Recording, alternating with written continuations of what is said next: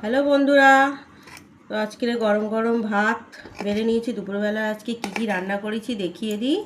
তো নিয়ে নিলাম গরম ভাত, ভাতটাকে একটু গুছিয়ে নিলাম। তো আজকে দেখুন এই যে ভাজাভুজিগুলো করেছি।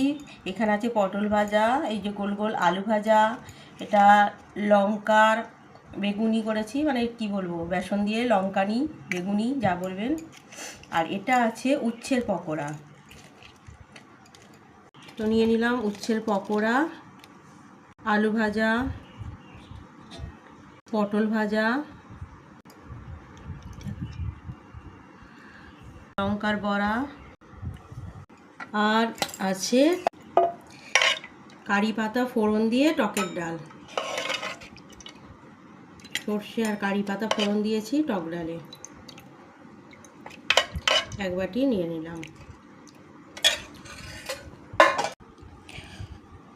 তো এই যে ভাত দিয়ে টক ডাল দিয়ে আলু ভাজা দিয়ে খেয়ে নিই। আজকে দুপুরে রান্নাটা কেমন হয়েছে কমেন্ট করে বলবেন।